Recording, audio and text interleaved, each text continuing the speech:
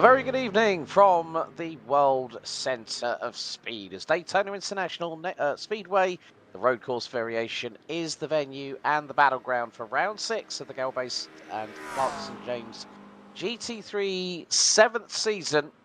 And you join myself, Alex Goldschmidt, and James Parfitt will be your guides over the next hour or so, as we have still 3 more rounds of this fantastic championship still to go. But let's give you an update on the scores on the doors. Michael Gray from Full Tilt Motorsport in the Chevrolet Corvette. Didn't have the best run of luck, actually retired on the opening lap at Spa-Francorchamps last time out, but looks to make amends this week here at Daytona. Harry Gaylor, his teammate from Full Tilt Motorsports in the Lamborghini Huracan, rounds out the top 2, but is closely followed by John McLuhan and Matt Hoyland. Harry Hartley-Price now up into P5, the current defending pro champion. He's ahead of Stephen Donnelly, Andy White, Peter Duke, Sam Berry, Ben Altria round out the top 10 ahead of Harry 7.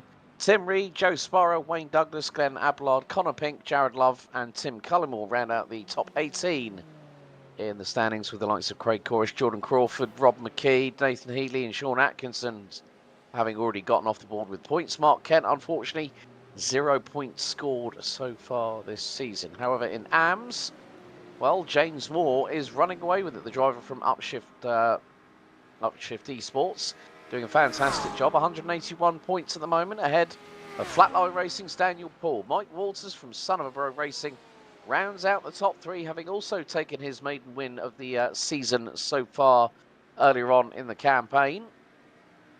Been at the Nürburgring. Chris Haynes, good old Rexy, round out the top 4 ahead of Sean Clark, with Sergio Cabral, Tim Walters, Paul West, Joseph Lopez, Callum Milam, Shane Wells, Jay Rooney, Mark Wesley, Steve Trippier and Terry Atkinson rounding out the top 15 in the AM classification. So we're heading into the final 6.5 minutes under the floodlights here in the wonderful Florida locality.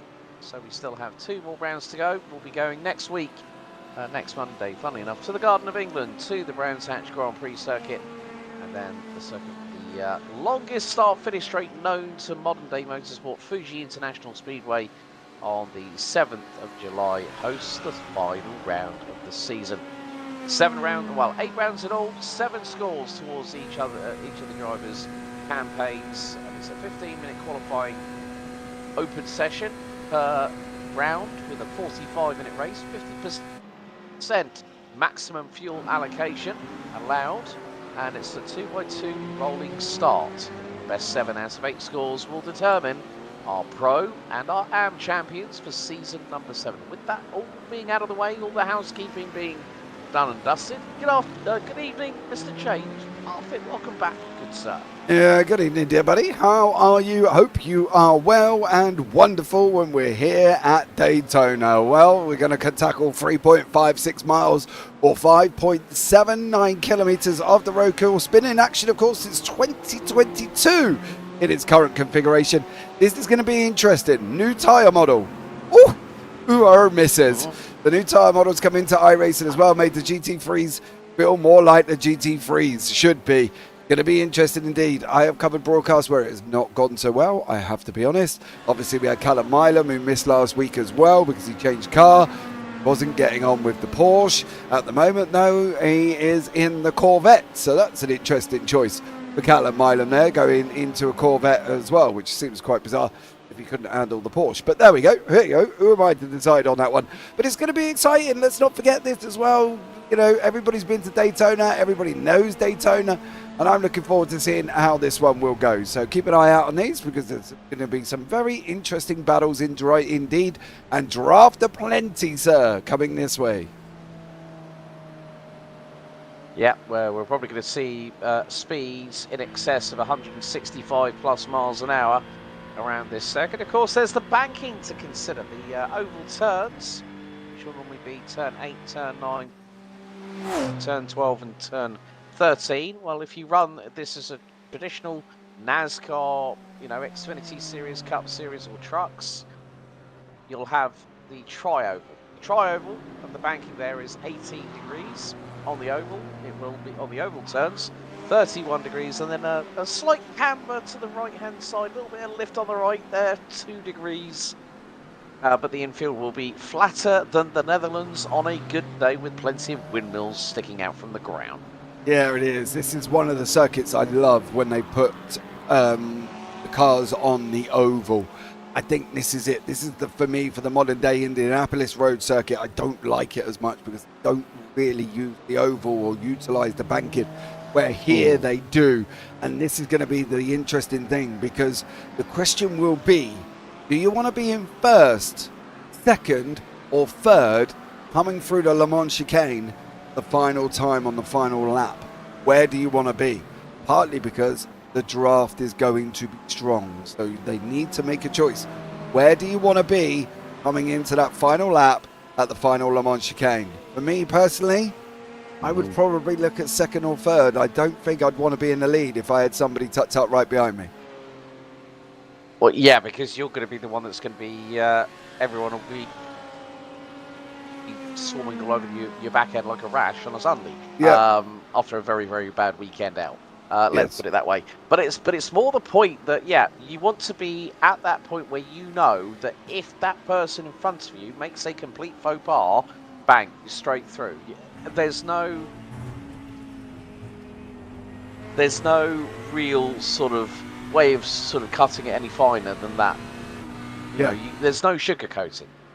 Oh, absolutely. And So I think that's I'd rather be second or third and going, right, if I want to come out that Le Mans chicane and down that front stretch, I want to be given as much possible opportunity as I can get. Well, there you go. Look, include the slipstreaming, and we're seeing speeds 174 miles an hour from Andy White in the Addy, 175, 176. Now the side draft. So you here at Daytona, you've got that slipstream plus the all-important side draft. That is one thing that I think a lot of people tend to forget about.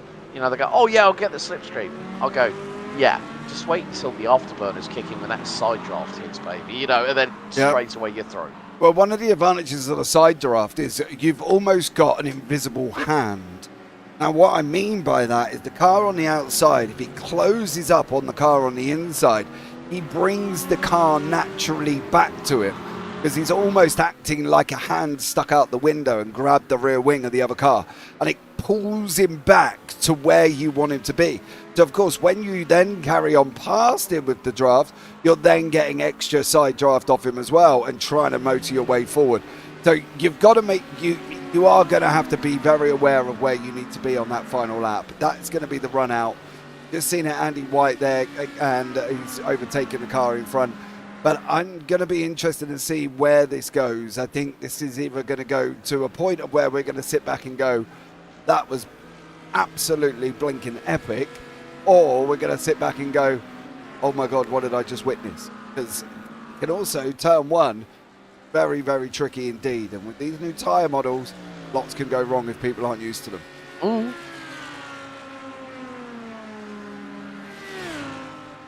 Well, all I can say is I have seen plenty of moments going through into turns 1 and 2.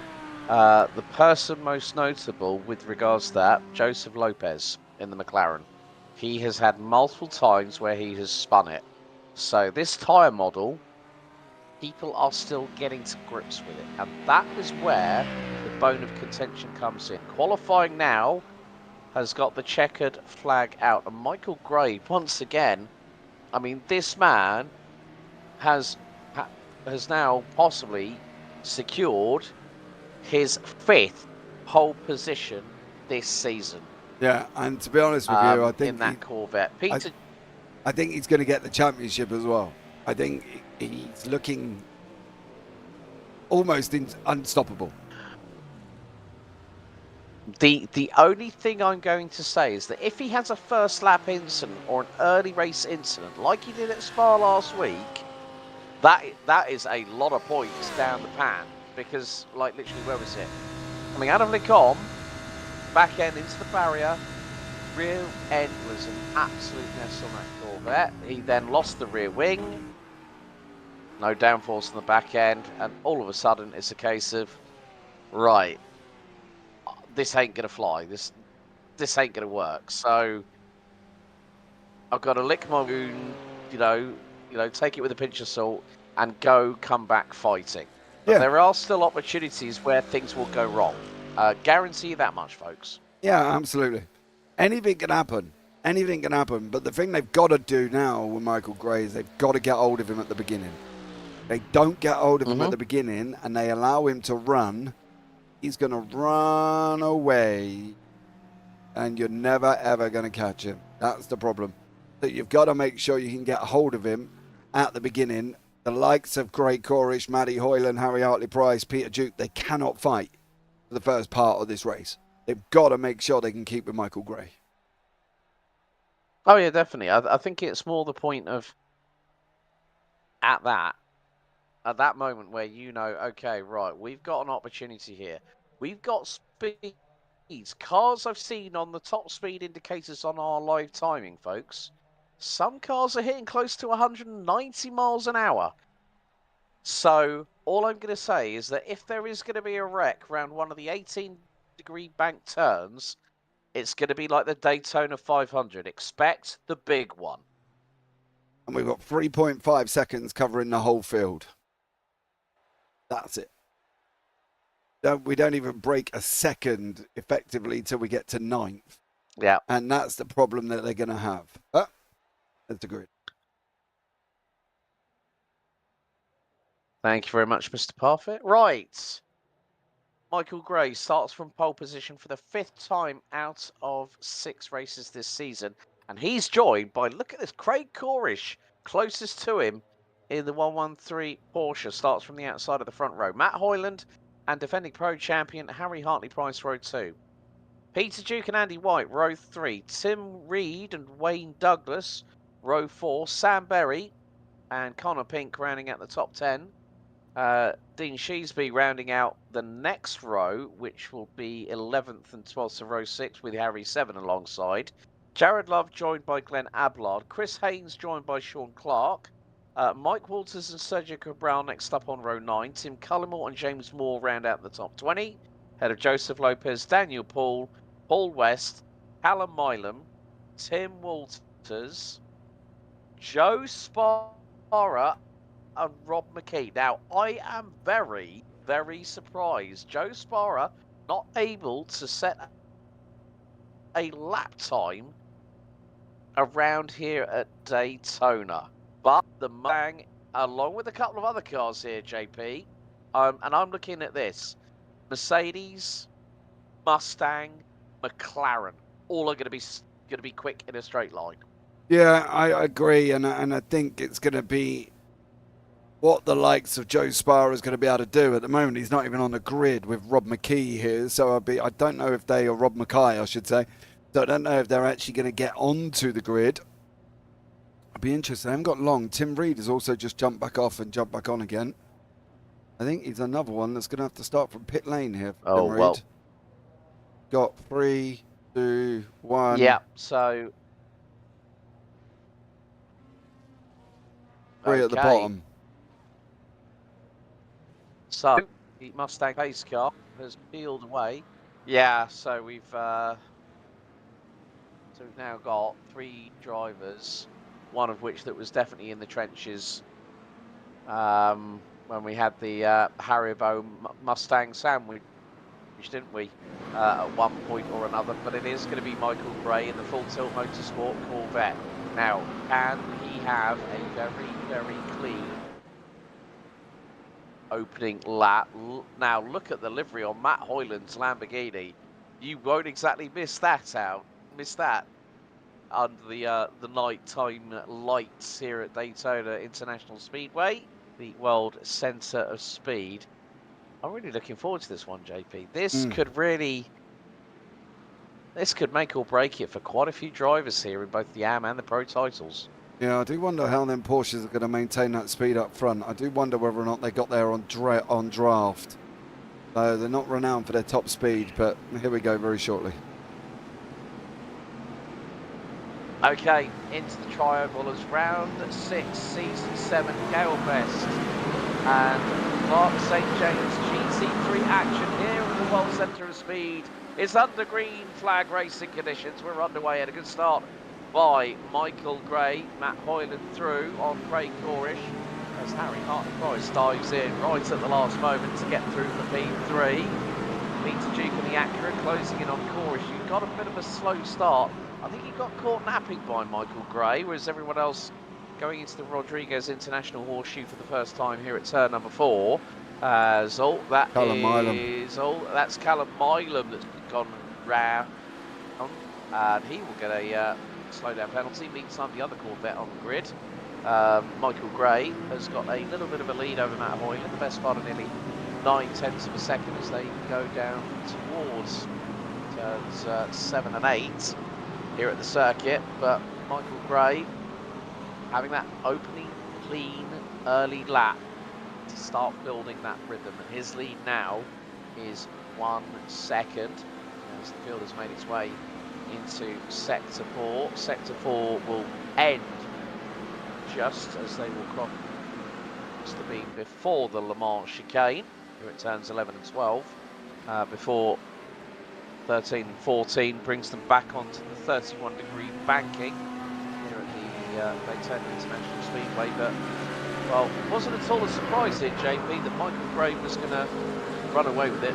Dean Sheasby in the 52 BMW is in the pit lane. Tim Reed, I think, is trying to catch the field up, but we've got some good battles up and down the order at the moment. Wayne Douglas versus James Moore for P3 in the AM side of things. Yeah, Michael Gray got away at the beginning. He's got Matty Hoyland closing in, who's got Harry Hartley-Price behind him. Corish has got Peter Duke and Andy White nestled in behind him. Sam Berry has got Connor Pink in behind that, and Harry Seven has got Tim Cullimore, well, near enough, alongside. But I do want to show you this, because this is what caused the drama for Dean Sheasby, who's come in as a guest here this evening.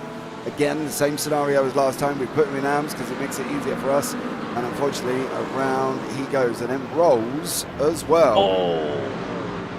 Yes, sir. That is not good. Hold your brakes, young man. I don't think Ablard had a lot of option here. Oh, look at him roll back. No, he didn't. Oh, dude. That is not good coming in as a guest and then basically not holding your brakes.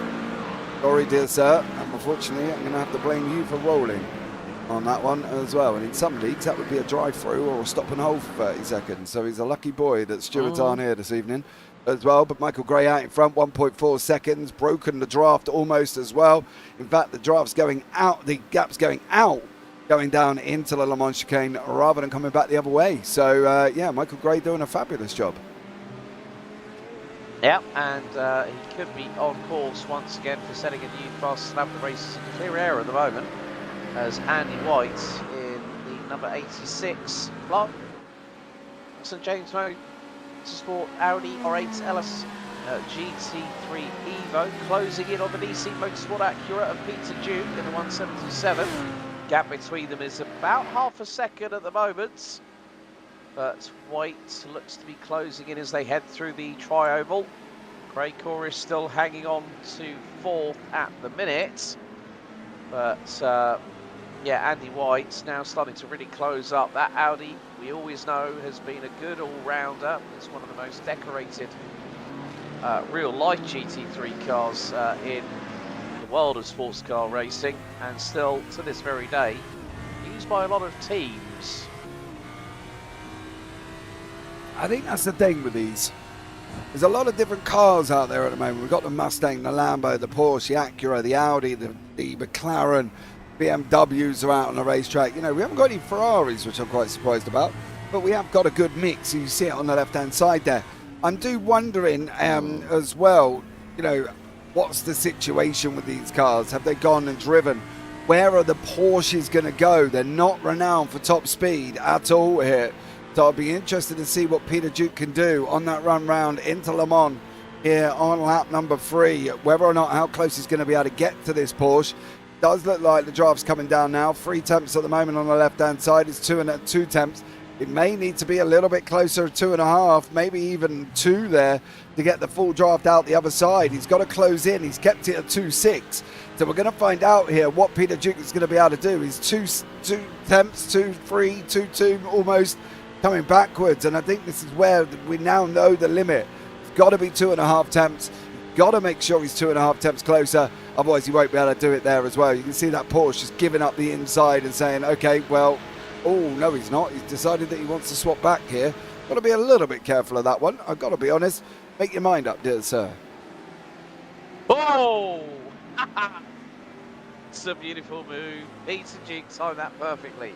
The Acura is a little bit more slippery in comparison with Porsche, but they are wheel to wheel going through out of turns 2, turn 1 and into 2 and 3 and into the Rodriguez International Horseshoe. Peter Duke still holds a nose length ahead. Craig Corrish back at him as they're going to fire it through into the left-hand king.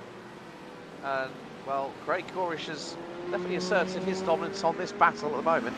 We all know that Porsches are very, very good at the twisty stuff, but the Acura seems to have the legs in terms of the top speed, especially when you get the slipstream involved. Andy White, new fastest lap of the race of 1:44.043. He was nearly best part of 4.5 tenths of a second quicker, and then I think it was Craig Corrish. Peter Duke, he was just under 3 tenths quicker on that particular occasion. So we really have got some great battles on our hands at the moment. For P3 in AM, there's one battle I've been keeping my eyes on. It's the battle between Sean Clark and Sergio Cabral with James Moore. James Moore currently sitting 4th in the AM class, 4th in the AM classification. The driver from Upshift Esports, who's got a new livery since the last round. Chris Haynes in Rexy, however, JP, in the number 97 Porsche, is currently up 4 spots, now runs 11th, and look, Wade Douglas trying to go around the outside of him, sparks flying from the rear diffuser of the Mercedes-Benz. Yeah, if I was Chris Haynes, to be honest as well, that's not your fight. Doesn't need to worry about that as well. They can just follow Wayne Douglas now. Douglas, of course, changed into DC Motorsports this week as well. I got a message from Peter Duke telling us that Wayne has joined DC, so he's newly in DC as well. Welsh boy, welcome in. Good racing there. Hope it doesn't end in crunching. So there we go. Bosie, of course, who races in the Friday virtual circuit racing BTCC. Thought he'd come and check out a little bit something different. So we've got iRacing, dear sir, and we've got GT3 at Daytona. So welcome in, both. Thanks for joining us on that one. It's going to be a very interesting evening of racing, I'm sure. And draft plenty here because I want to see what Tim Cullimore can do, holding on to that Mercedes. This is going to be a battle of the pace here. Both of these cars are quite quick, so it's going to be interesting to see who's got the quickest one. Oh, I'm loving that retro throwback livery on Cullimore Mustang. Dark, all blue, the big, wide racing stripes, plain white down the middle of the car. You can see the speeds increasing. Wayne Douglas in the naturally aspirated 6.3 litre V8 front engined rear wheel drive, and then you've got the Mustang just in front, 5.4 litre naturally aspirated Roush Racing breathed on V8 with a flat plate crank.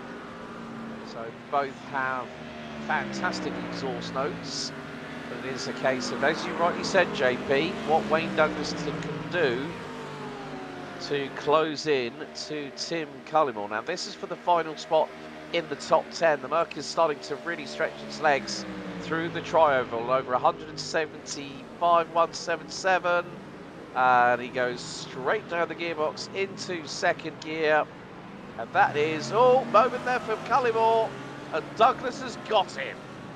Douglas goes through on Tim Cullimore there, opportunist move. Matty Hoyland's got Hartley Price tucked in right behind him. Peter Duke has got the other Porsche of Craig Corrish in behind with Andy White in that Audi as well. So these guys having a nice little battle. Once again on the left-hand side, you see the Pro-Am split. Chris Haynes out in front.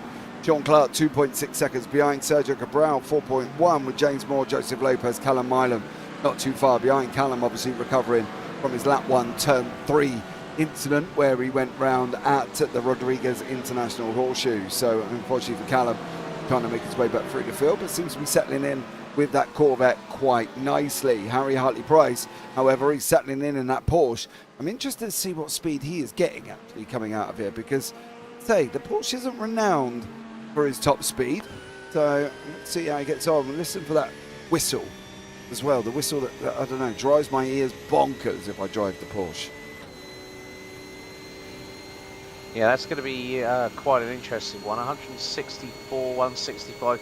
Harry last season was actually quite a good user of the slipstream last season for season 6. 174, 173. So he's not that far away from what we saw with Wayne Douglas just a few moments ago. But he's carrying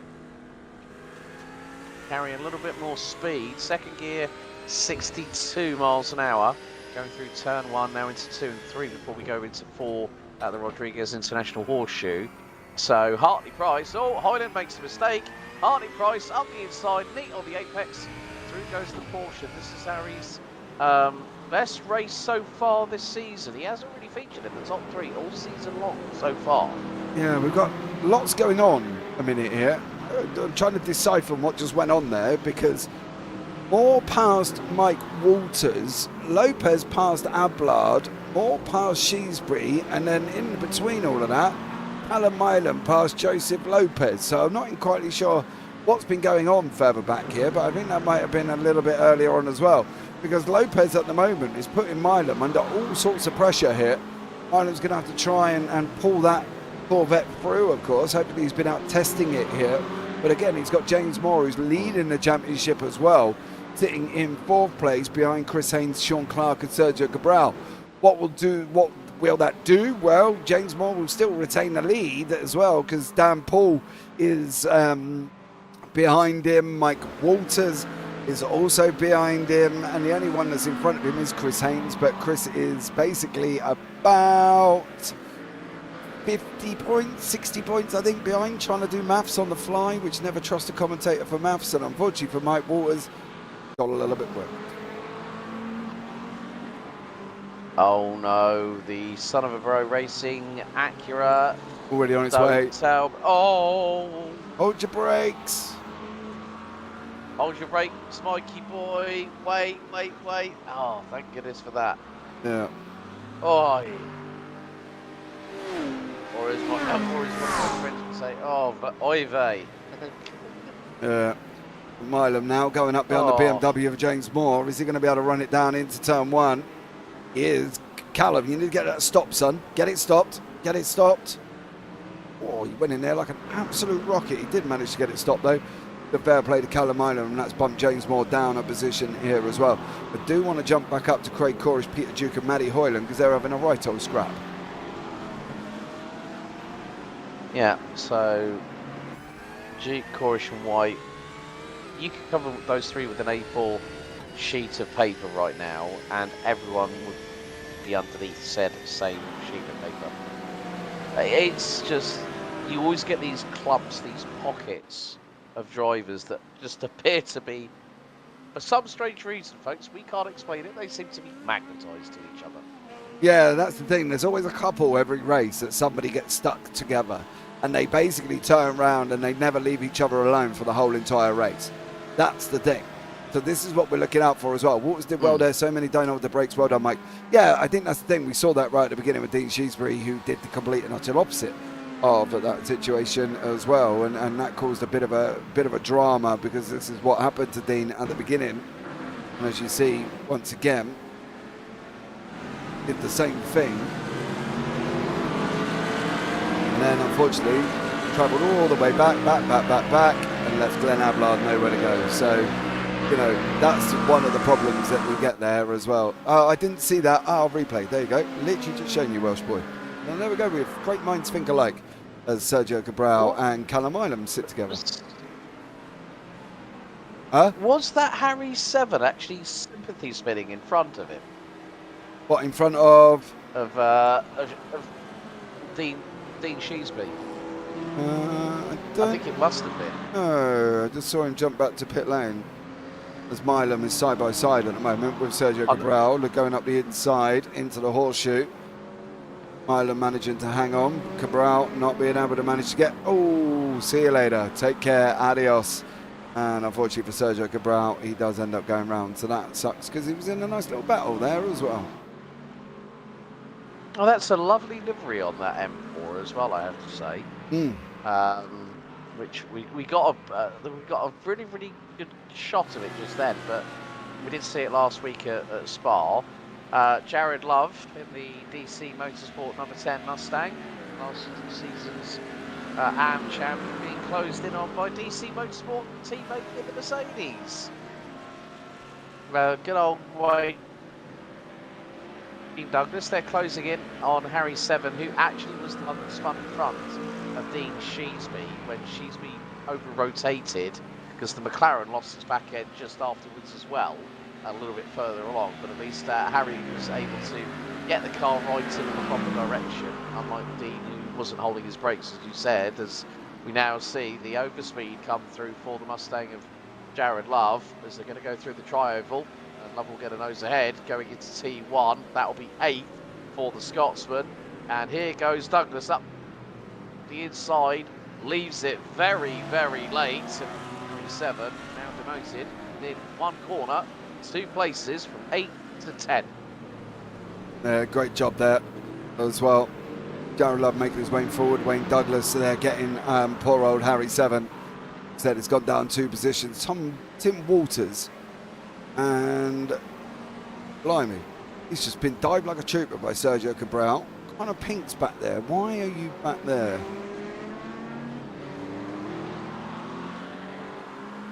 Ah. It is only clear. Yeah. Going to go round. McLaren's already going. Oh. Just trims the wall as well. Now he's just got to sit there, unfortunately. Oh, that's the wall, mate. Back you go. To me, to you, chocolate Robert. To me. He's trying to chance it. He's trying to leave as much room, just enough room. Yeah, I know. I can see. The person he was alongside, folks, Sam Berry, the 129. Okay, Mr. Fresh Rubber. Harry Hartley-Price still holding on to second, as we are about 5 minutes away from hitting half-time of the race. So Hartley-Price able to make that back end of that 992 GT3R as wide as humanly possible, with a set of haunches on the back of that car. I'm not at all surprised that he's able to do that. But Matt Hoyland trying to give chase in the Lamborghini Huracan. And whilst they're battling away, Peter Duke is closing that gap, and he's not too far off either. It's about 1 second away from the rear wing and diffuser of Matt Hoyland in the Lamborghini. As Michael Gray, well, is doing Michael Gray things in a C8 Corvette. He's 7.3 seconds up the road and he's got the fastest lap of the race with a 43.182. Yeah, absolutely. He's absolutely flying at the moment. 7.5 seconds. Staying Matty Hoyland tucked in behind Hartley-Price here. Peter Duke, Craig Corish, Andy White. Callum Milam is in pit lane as well. Tim Walters just lost a Mike Walters, sorry, I believe, has just lost a place there. Was it Tim Walters? It might have actually been. Well, let me just check things here before I go. No, Wayne Douglas actually, it was the other way around. But yeah, Tim Walters got Dan Paul in front, both from sitting in 5th and 6th in class. Tim Cullimore trying to come back through the order in that Mustang. But it's, I think this situation, I don't know if Matty Hoyland's going for it or if he's saving fuel. Yeah, that is the $64,000 US question that needs to be answered, as we are a couple of minutes away from half time. But yeah, Hoyland going towards the outside. Maybe to put the riders a little bit maybe on Harry Hartley-Price, because they're going to go through the tri-oval now. And that sort of invisible handshake that the Lamborghini will get means that, oh, Corish is pitted. Harry Hartley-Price didn't really fight that at all, did he? No. I don't know, though, if it's worth fighting. I think you have to, there's always a saying, isn't there, where you go pick your battles. And I don't know if Hartley-Price needed to pick that as a battle. and I don't think there was a necessarily need for him to do so. I think, however, Peter Duke has put himself in a nice little tasty position closing up on these. Chorus has gone into the pit lane and come back out there. Not sure what's happening to Sean Clark. He was alongside Chris Haynes at one point. Oh, right, let's have a look at the replay. This is going to be coming out of the tri-oval. Going round. Chris. Careful. Went round without any assistance. Yeah. Well done by Sean Clark to keep out of the way. Back end just heading round on his own there. Porsche doing Porsche things on that one, I think. So he's probably upset. He's probably done the same thing every single lap for the last 12 laps or 11 laps. And then on lap 12, now he's just cooked the tyres. And he's going to have to slow that Porsche right down to get them temperatures down. Or if he hasn't already, which he hasn't, I would probably look at going into pit lane and maybe giving yourself a fresh pair of rubber. Sergio Cabral side by side with Danny Paul at the moment. They're on their way into the left-hander, of course, of turn 6 and 7. Oi! Oh, Sergio, I think you should have backed out of that one a little bit better, because Daniel Paul nearly ended up slamming into the right front of that wonderfully liveried BMW M4 GT3 Evo. But we're on board with the Upshift Esports 07. Portugal, teammate to Jay Dwar from the UK, who is leading the stand 180 into the amplification. Drivers fly their way through the Le Mans chicane. Cabral around about just under 0.3 of a second behind the Flatline Racing Porsche of Daniel Paul, number 82. That BMW is not hanging about by any stretch of the imagination, as they're going to go into the tri-oval. Cabral to the outside. Chris Haynes goes into pit lane. Paul just below the lines at the bottom of the circuit. Manages to keep the inside line through turns 1, 2, and then into 3. Cabral nearly glancing the wall on the left-hand side. Well, that could have been a lot worse if he'd actually impacted it, because it would have pinballed him exit stage right off the circuit and through the infield. Yeah, absolutely. They've got to be a little bit careful. You've got to be on your game here as well. This is where the game is played up this part of the field at the moment with Hartley, Price, Duke and Hoyland. Who's going to save what fuel? And are they saving fuel? Is there going to be a necessity to try and do that? Or what is the situation? And I think at the moment, Peter Duke could be in quite a good spot here, because he's been sat in that 4th place for a while and he's not really gone and done any moves.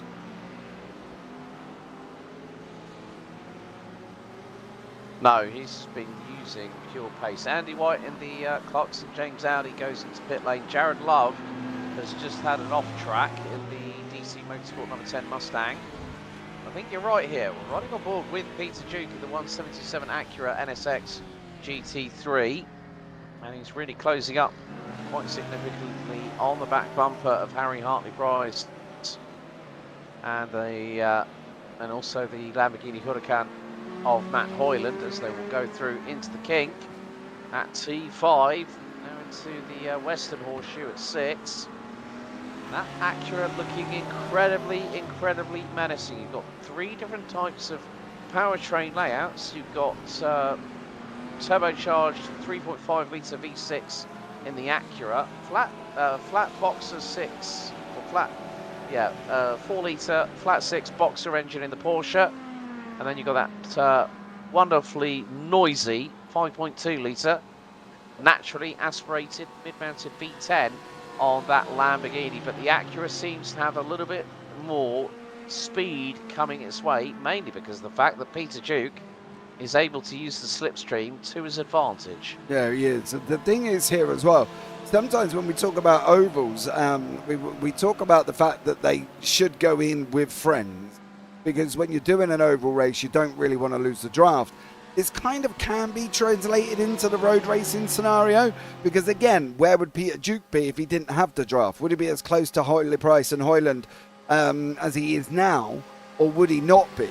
So I suppose the same theory combines here. They might want to try and cover each other off, or Duke's trying to save fuel. He goes in a little bit hot there. I think Hartley Price got on the brakes a little bit early. But again, does he want to go in on his own?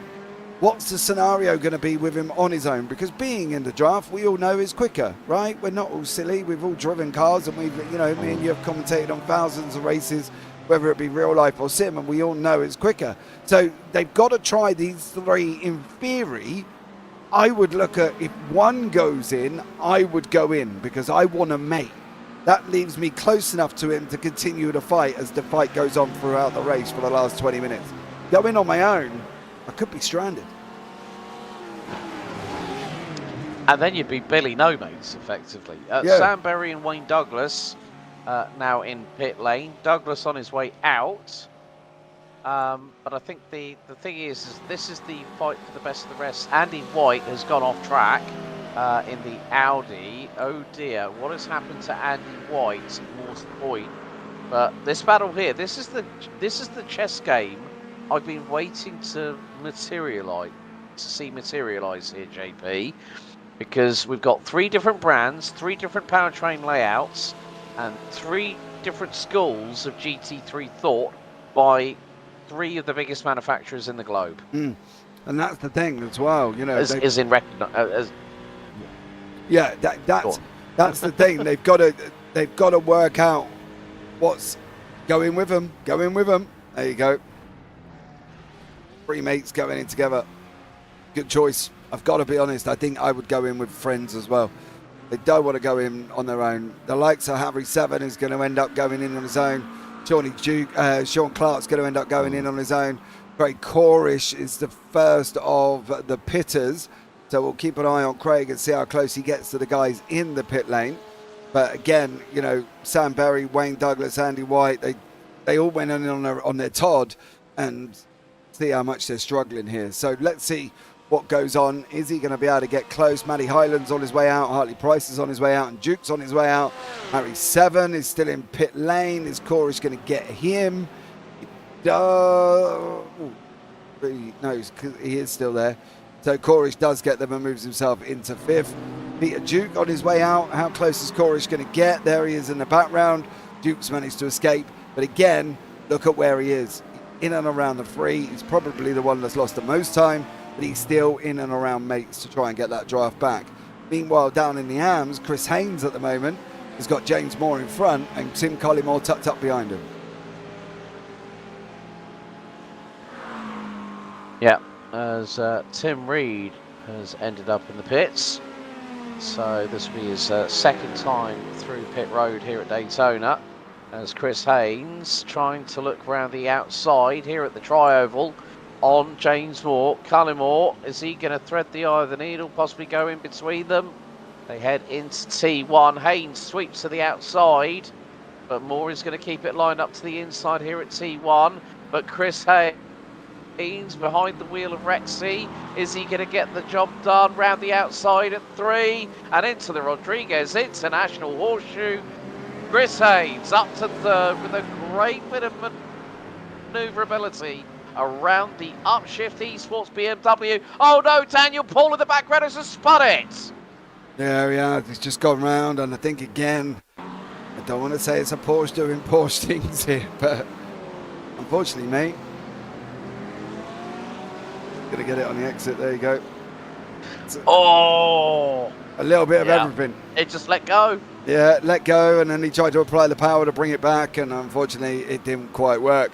Hartley Price has come out the best in this pit stop cycle. Peter Duke did not, and that's because Peter Duke's pit stop was 1.3 seconds slower than Matty Hoyland and was a second slower than Hartley Price. So Peter Duke's lost that draft, lost that battle because he was 1.3 seconds slower. Well, let's see what the man from DC Motorsport can do in the next 16 minutes, because that is how much time he has got left in order to close up in on the 2 in front and hopefully maybe at the line. We have seen over the years, folks, in sim racing, a lot of photo finishes coming through the 18-degree bank tri-oval on the front stretch, especially when you consider the iRacing special events. Kickstarts with the iRacing Rolex 24 at Daytona.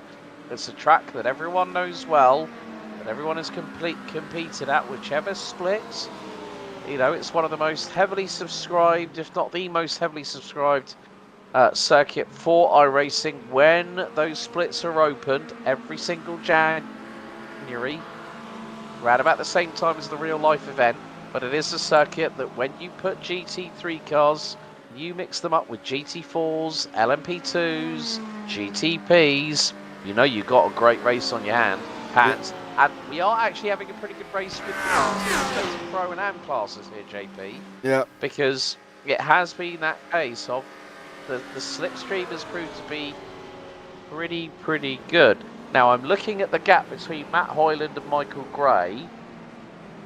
That gap was, I think, the best part of nearly 8 seconds before Gray came into the pit lane. And Matt Hoyland has got that gap down to, what is it, 4.1 seconds? But he's now having to fend off a Porsche in the hands of Clark St James's very own Harry Hartley-Price. So at the moment, Hoyland needs to shake off Hartley-Price as quickly as possible, and then maybe that will give him a window of opportunity to see how much he can close down that gap between himself and his Full Tilt Motorsport stablemate, Michael Gray, who is continuing to lead with just under 14 minutes remaining. Yeah, I don't know if these guys are going to be able to get there. I've got to be honest, Gray does look like he's managing the gaps quite happy, and these guys are, oh, I think Hartley-Price could be in the best position, sat behind Matty Hoyland here, not really doing anything, not really doing a lot, just almost playing follow my leader currently. And I think that Hartley-Price he knows where he needs to be towards the end of this race, and at the moment I don't think a lot's going to happen with them. Sergio Cabral, on the other hand, and Tim Reed, well, they're not really in a fight for a lot, so they're just going to go full hell to leather in the BMWs.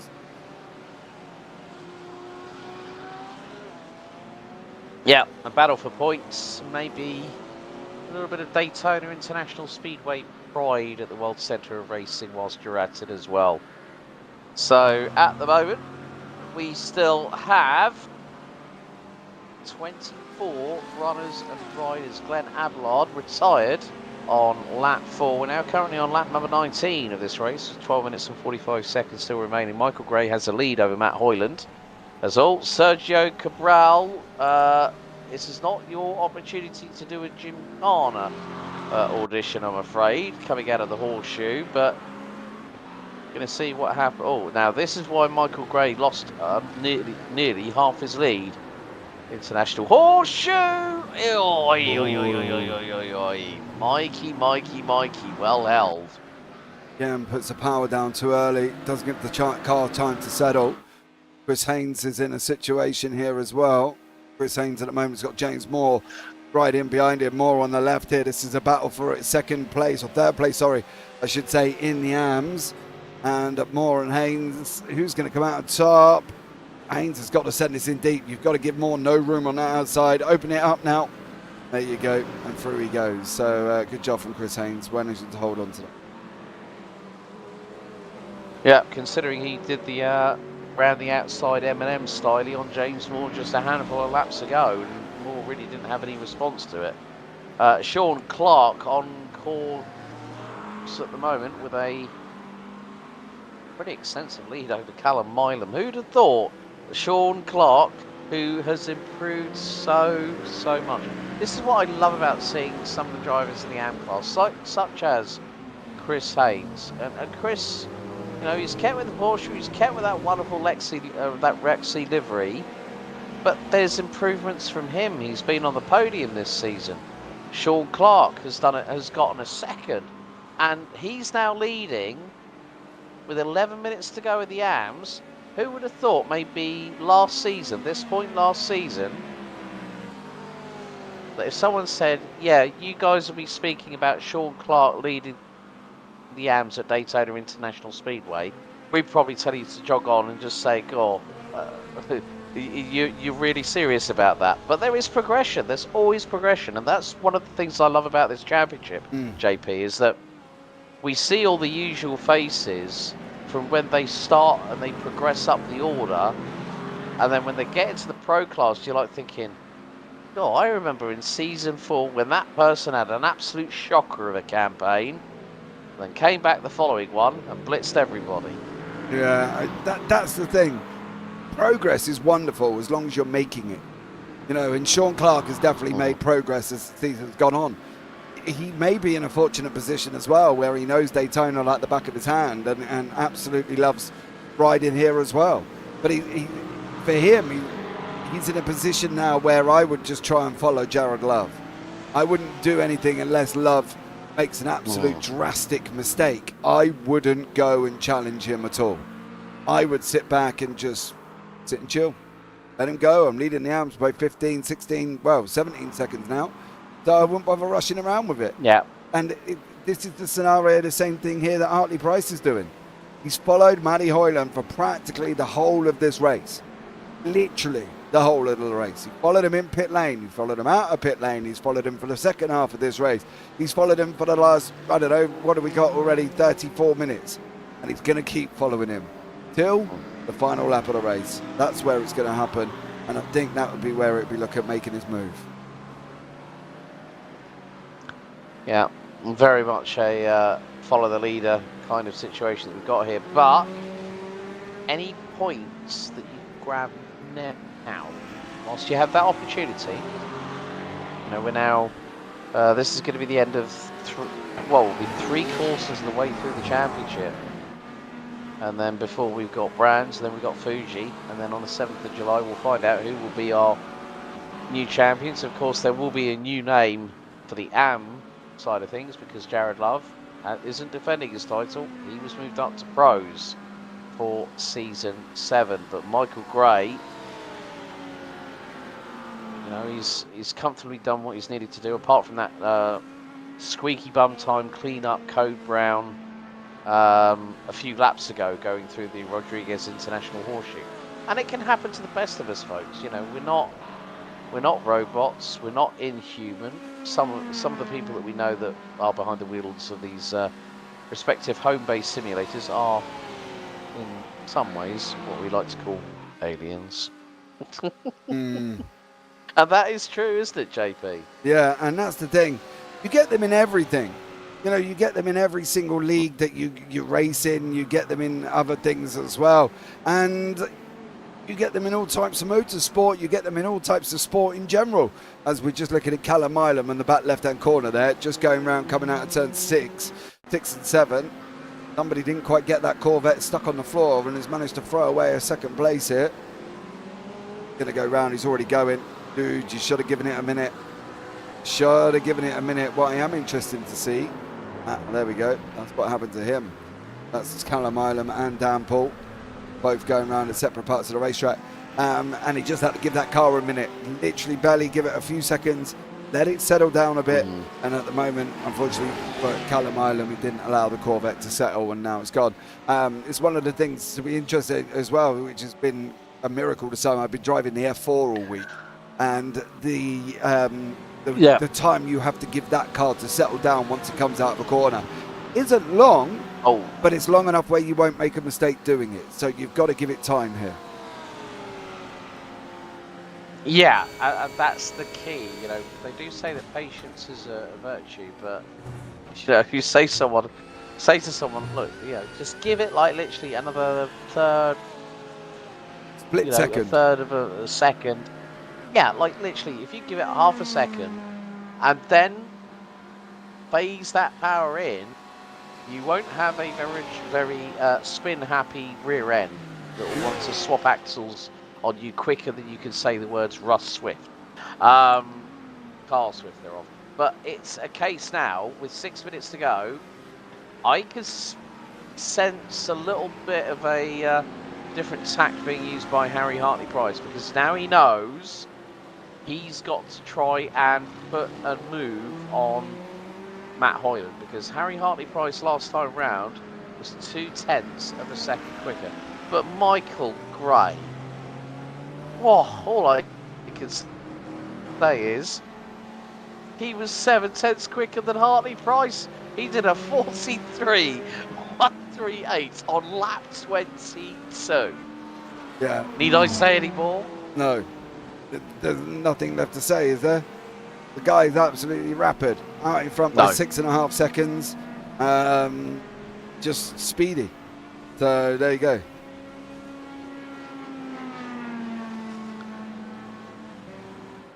And we still have 5 minutes remaining on the counter as Michael Gray comes down the back stretch and into the Le Mans chicane.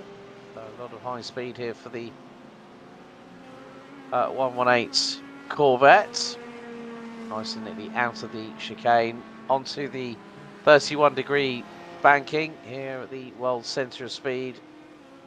This car has been absolute putty once again in the hands of Full Tilt Motorsports' Michael Gray. Next to run through into the tri-oval, crosses the line. Now, could be marginal on whether it's another 2 or maybe another 3 laps to go. We were I think his last lap was a 1:43.2, and just before that lap he just had a 1:43.1 and set the fastest lap of the race. I think we could be looking at another 2 after this, possibly, JP. So we're on lap 25 out of a potential either 26 or 27 laps here at Daytona. Yeah, it's going to be interesting to see how Gray gets on. He's just got to manage this to the very end. Matty Hoyland, Harry Hartley-Price, I don't know why I'll show you them because they haven't changed at all. Andy White is tucked in behind Sam Berry there, and Sean Clark still leading the arms again, just holding on to Jared Love. Sorry, I lost who I was talking about there for a brief moment. As he's doing what he needs to do, hit your braking points, make sure you don't make any mistakes. Good job done, well done, Sean. Congratulations, you've won the pros. Come in for an interview, we'll have a chat. So there we go, we'll find out about that after. But Sam Berry and Andy White could be an interesting one. I will go to Matty Hoyland and Hartley Price on the final lap because I've got a funny feeling that's where Hartley Price will deal with Matty Hoyland. Or attempt to, I should say. There. Yeah, well, all I can say is the Jaws music is reverberating in the back of my eardrums right about now because we have 2 minutes and 50 to go. As Andy White closing in on Mr. Fresh Rubber in the pink and white Ford Mustang. Out of the Le Mans chicane. So I think, yeah, we are going to have another 2 laps to go.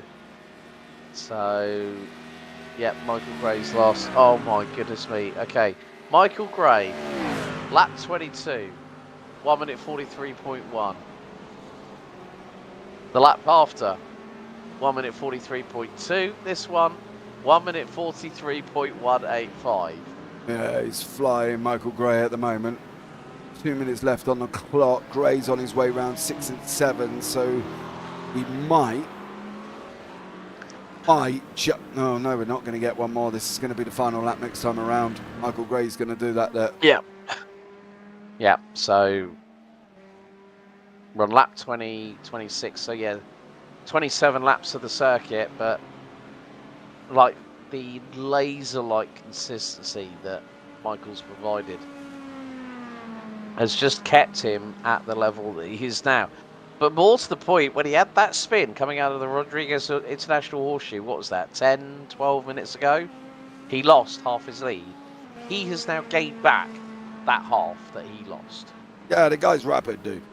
Guy's absolutely rapid. You know, and this is the thing. He's just... What? I don't know what they're going to do. Is he the only one in the Corvette? No, you see, what I would do is I'll kick Callum Milam out of the Corvette and I would ballast the car. Because if you ballast the car, everybody in that car has to have ballast. So if Michael Gray's the only one with ballast, he's the only one that's going to suffer. So there you go, Sean. As a bit of a, you know, hey, I've given you an idea. Blow Michael Gray down for the last couple of laps. Nudge, wink, wink, say no more. Yeah, nudge, wink, wink. Kick Callum Milam out of it and tell him that he's got to pick something else free of charge and give Michael Gray ballast and see if he wins. There you go. That's the only way I can think is anybody's going to slow him down here. Yeah. Right. Michael Gray's balance and performance would be in inverted commas, plenty of lead. Yeah. He'll have Weymouth Oh. Beach tucked in the back. With Blackpool Tower sticking out the back end of it as well. Like, okay, here's Weymouth Beach. Right, that's another additional thing, Michael. You can have Blackpool Tower sticking out the back end of the car. How do you feel about that for your BOP? Yeah. Well, We're going to reduce your power as well. Practice. Whoa, he's made a mistake. He's made a mistake. He might not have BOP.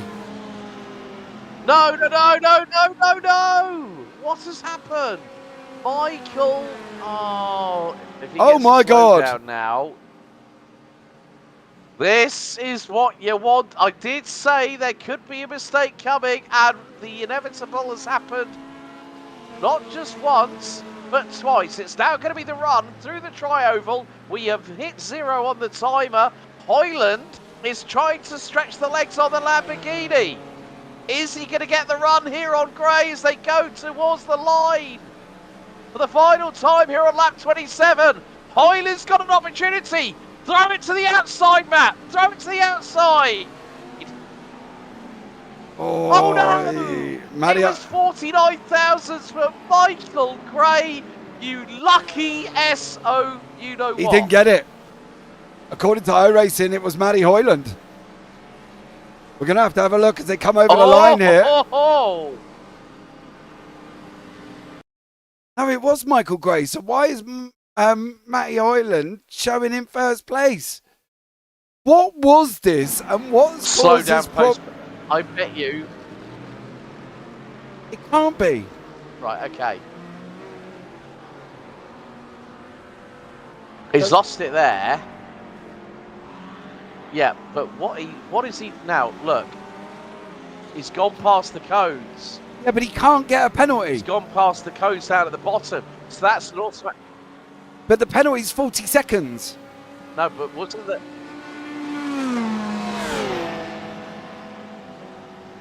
But the penalty should be 40 seconds, and if that's 40 seconds, he'll be behind Hartley Price. He'll be behind Duke. He'll be right the way down in 8th and 7th. So yeah, he didn't claim. Yeah, but it's 40 seconds, Welsh. You know this. If he goes over the line with a black flag, it's 40 seconds.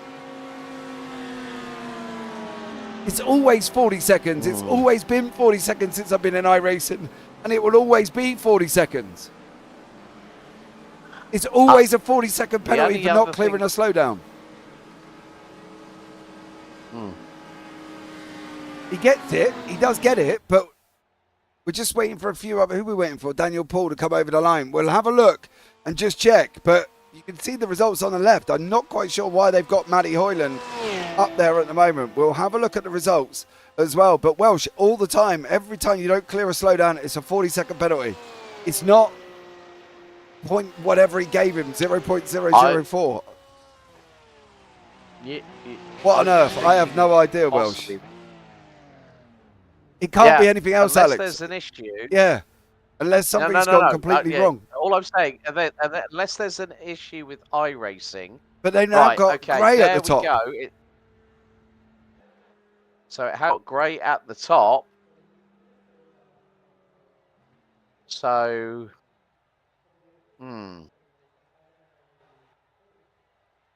this is.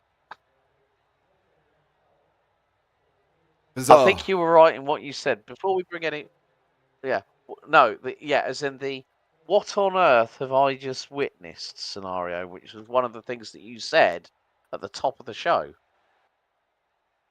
And that is exactly the conclusion I come to, folks, which is what on earth have I just witnessed? But yeah, Michael Gray was about a quarter of a car length in front. It was visible. Matt Hoyland tried everything in his power to get through on Michael Gray. And there you have it in the adjusted results that we see on our screens. Michael Gray winning by 41 thousandths of a second.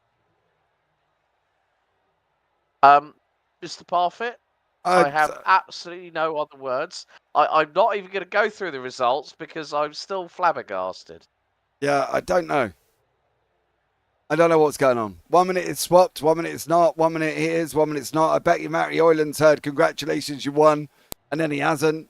I don't know what the blinking drama's going on here. I'm just going by that. So let's just go with that. There's about 4 people waiting in the interview room. So let's start it off with... Let's go Sean Clark in the AMS. Give Sean some props for winning the AMS there.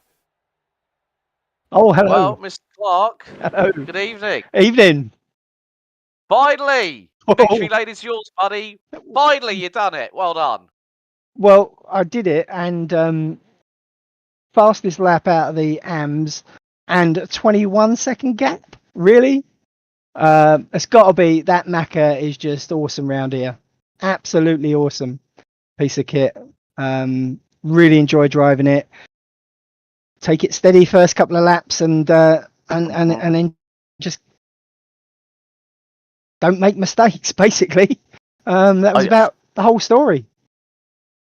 Well, I mean, let's just put it into perspective. When you had to use one of your 9 cat lives to get out of the way, when there was a spinning vehicle in front of you, which was battling you for the lead, and you went, oh, squeaky bum time, turn right, turn left, keep out of harm's way. So well played on that one. I must admit, this is now your first win. Your first win in AMS as well, buddy. Yep. Yeah. No. And Christopher, I mean, I was gutted for him really, because I was building up to that. I was thinking, how am I going to get past him? I was catching him in some points, and then he was pulling away in others. And I thought, it's gonna be messy. But put enough pressure on, make a mistake, and that's what happened. So well happy with that. Awesome stuff, mate. Awesome stuff. Second, and now a first. Happy days for Mr. Sean Clark. Sean, of course, we got Brands coming up next week. That's going to be hopefully another good one for the Macca, wouldn't you say? Yeah, it looks like it. I was watching Samsoid do his bop, and the Macca looked promising. So I know it's on an open setup with him, but it did look good. So yeah, I'll get some practice in and see how it goes. Brilliant stuff, Sean. Anyone you'd like to thank before we let you go, buddy, and enjoy your victory? Victory celebration. Actually, there is one. There's an Andy White, because Andy White probably got me about 2 seconds this week with some tips and tricks through the bus stop and into T1. So T1. So very grateful for him for showing me the way on those 2 corners, which probably saved me a couple of seconds, which was brilliant. Brilliant. Well done tonight, Sean. We'll see you next week for the penultimate round of the season at Brands Hatch Grand Prix. Well done tonight. All right. Cheers, guys. Thanks a lot. All the best. So, okay, big thank you there to Sean. I think next up, let's bring in a man that still continues to lead the AM standings at the moment. I think could clinch things up next week at Brands Hatch. Let's bring in Upshift Esports, James Moore. James, how close was that between you and Chris at the finish? Do you know what? I am so tired after that. That was incredible. Being intimidated by Rexy Teeth for the last couple of laps was so, terrifying. But you know what? It's great to see someone like Chris who, was in the AMS last season and had flashes of brilliance, but then we see him coming to this season, and he's actually a genuine threat to becoming a winner in this. But more to the point, this second place has got you one step closer to possibly securing the title next week at Brands Hatch. Yeah, the title fight is really on. I'm really hoping that I can secure it, but anything can happen at this point. The fight is still on. Indeed. I mean, the closest rival to you at the moment, I think, is Mr. Daniel Poole from Flatline Racing, and his race didn't go out as planned. He's actually ended up all the way down in 8th at the finish in the AM classification. But like you said, we move on. We go to Brands Hatch. But you must be feeling a little bit more relieved now that that race is over and done with, and now you can concentrate with a good old classic when it comes to GT3 racing at Brands next week.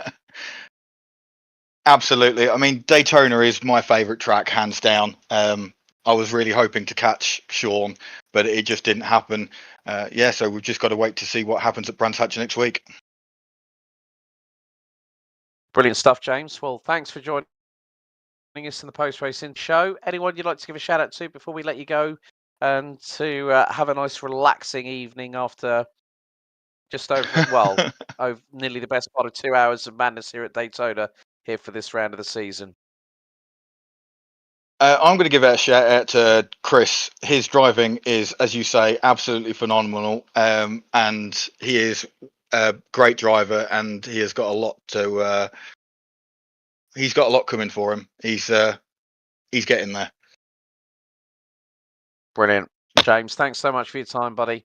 Look forward to seeing you next week. Okay, mate. Thank you very much. Round of the season at Brands Hatch.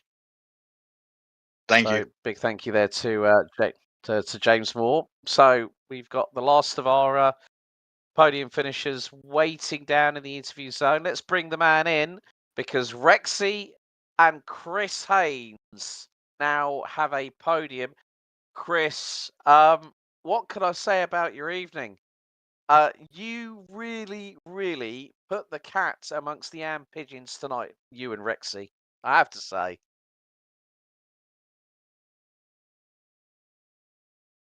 Evening. Go again, Evening. Alex. Well, yeah, so Chris, all I could say is you and Rexy have put on a hell of a show tonight, and we were wondering if you were going to pick up the win here for round 6. You were so close to doing so, but you did give up Shift Esports' James Moore a bit of a fright. It was neck and neck between the pair of you across the line after the full 45 minutes, wasn't it? Yeah, so I had a good battle with Sean at the front end of the AMs at the start, but unfortunately I span and then ended up having a good fight with James at the end. I managed to get him on the penultimate lap. He came back to my last lap, took the place back, and I couldn't quite do it. If only that last straight was 100 metres stronger. I think one of the good things that we see with a lot of drivers that join this championship, yourself included, Chris. I mean, last season, you and Rexy had some really, really good shows of pace, but you didn't really have the luck on your side. It seems like things are clicking a lot more together this season in Season 7, wouldn't you agree? Yeah, I've only been sim racing for a short period, but it feels like it's getting a bit more natural, and I guess the time on the track just helps, and it just gets a bit more consistency. So yeah, really enjoyed it. Well, also, your third place tonight brings you closer to Son of a Bro Racing's Mike Walters in terms of the top 3 in the AM standings. It's going to be close by the end of the season when we get to Fuji in 2 weeks. What are your realistic and optimistic hopes of being in the top 3 by the end of the season? Yeah, I'm going to get a bit of practice in before next week. I'm not great on Fuji, so I have to put a few hours in and see how we get on. Brilliant. Well, Chris, congratulations on the third place tonight. And is there anyone you'd like to give a shout out to before we let you go ahead of Brands Hatch next week in 7 days' time? No, thanks for that, and just all the guys in the race. It's a pleasure racing with you all. It's good sportsmanship, and it's good fun just to have a nice, clean evening racing. Fantastic. Well, Chris Haynes, congratulations on your third place podium. So we'll see you next week for the penultimate round at Brands Hatch Grand Prix for round 7. Thanks, gents.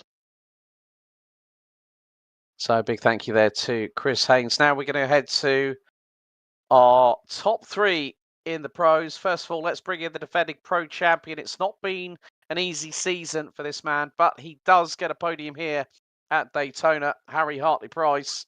Harry, it's been a tough one this season, hasn't it? Let's be completely honest for you. Yeah, it has. There's some really, well, to be fair, they'll kick guys before, but this season it's it's pushed me a lot, which is good, to be fair. It's good to, if I can get behind one of them for a little bit to learn, and yeah, it's been, and the grid's doubled in size, which is just all positives really. But yeah, tonight was I'm well happy with that, to be fair. Well, you were giving Mr. Hoyland quite a lot to think about as well. You'd even gotten past him a couple of times and made the back end of that Clarkson James Motorsport 992 GT3R as wide as humanly possible. But it was nearly a 3-horse race for the victory, actually, after the massive moment for Michael Gray. I mean, we saw him have a mistake that took him out of the race at Spa last week, but never would I have thought that he would have made a mistake earlier on after the pit stop phase to lose half his lead, and then nearly lose an 8-second lead by race's end, and Matt nearly pipping him at the line. Yeah, my idea was right. I'm going to stay behind Matt for the first stint, save some fuel. But then he with the spoke, he didn't want that, so he kind of let me go, and then I didn't like it again, so we swapped. And then my idea was I was going to try and get him on the last lap, and then all of a sudden, obviously, we saw Michael Gray and the relative. I was like, oh my god, what's going on? But yeah, fair play to both of them. It was near enough to the line, I think, by my point of view. Yeah, it was 41 thousandths of a second at the adjusted time. So, but still, nevertheless, you get yourself a podium here. Still 2 more rounds to go. Porsche should be a little bit more mustard around Brands Hatch next week, wouldn't you say? Yeah, I always quite enjoy Brands Hatch. But yeah, with the quite twisting it around there. And I always, as I said, enjoy that one, so roll on to next week.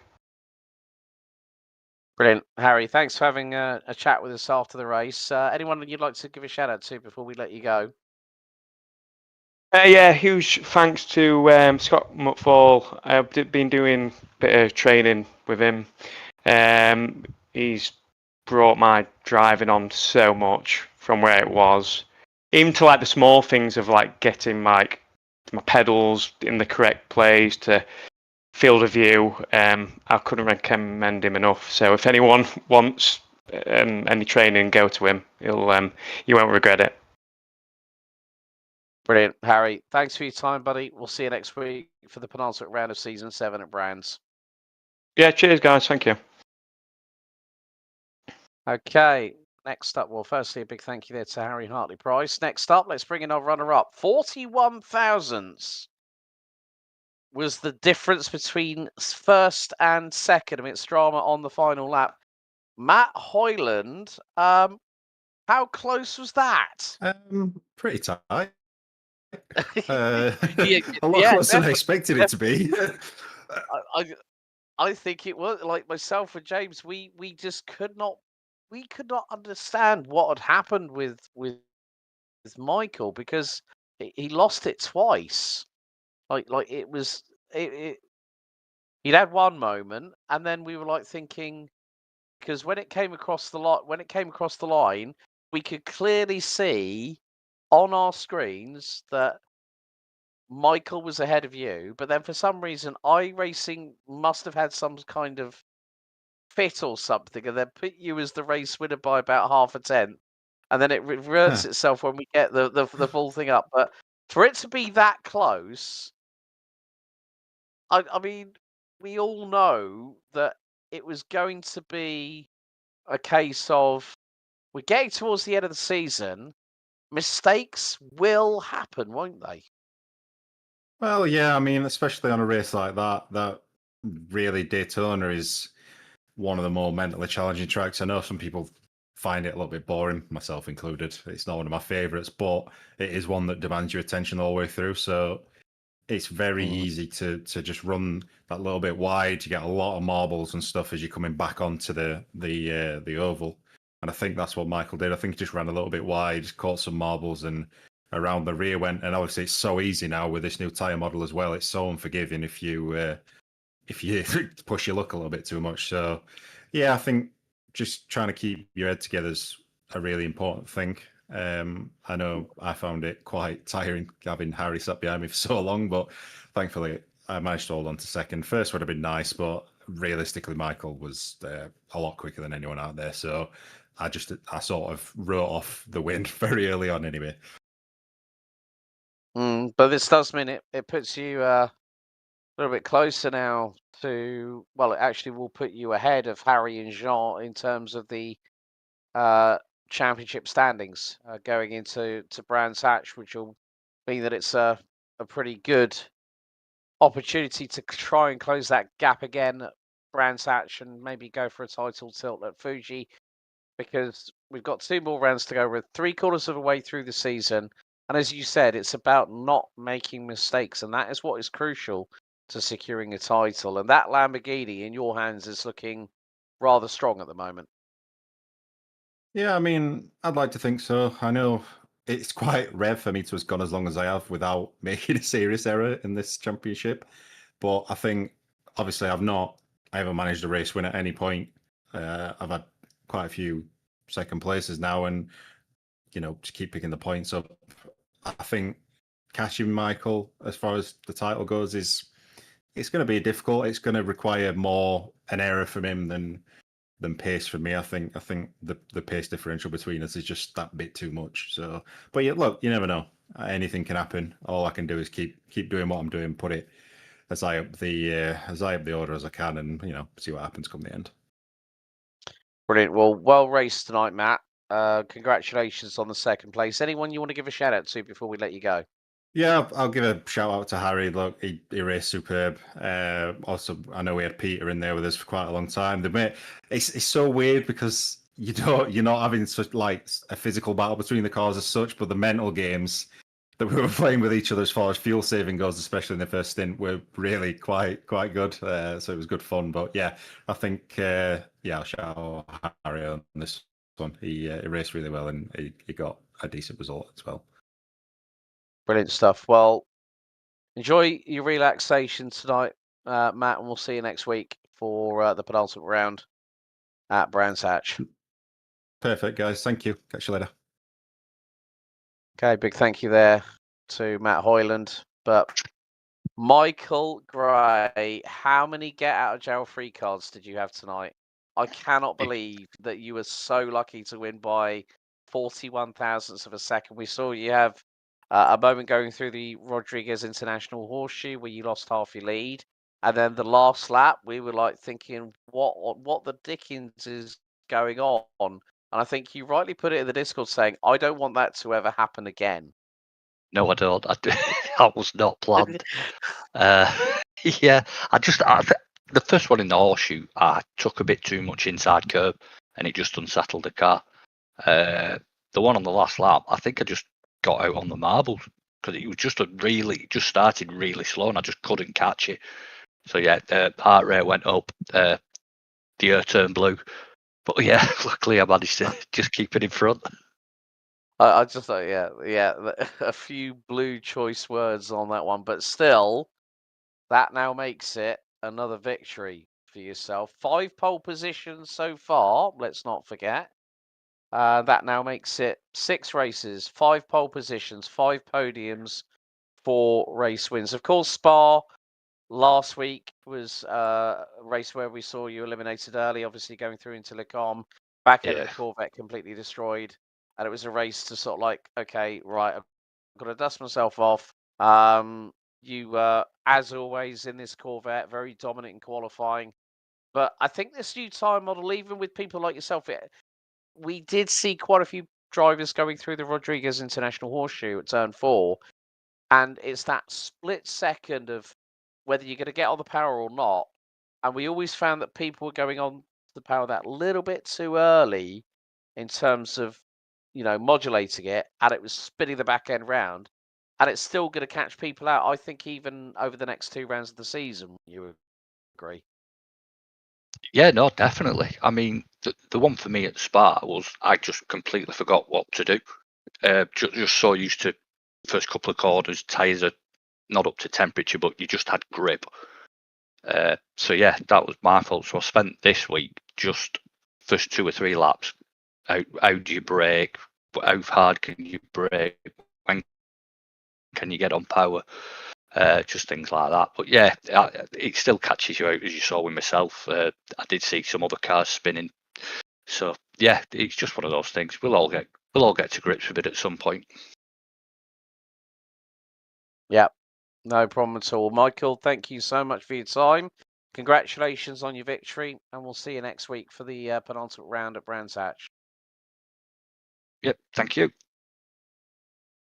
Okay, well, folks, that really wraps things up here for Galebest and Clark St. James Season 7, Round 6 at Daytona.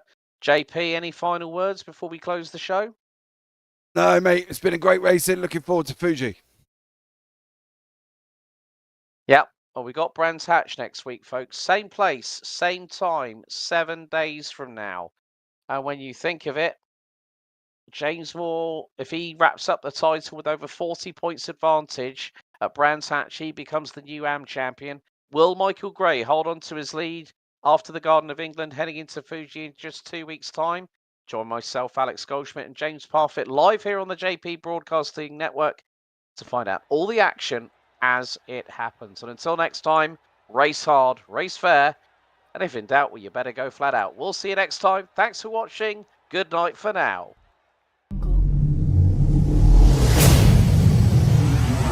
Jungle.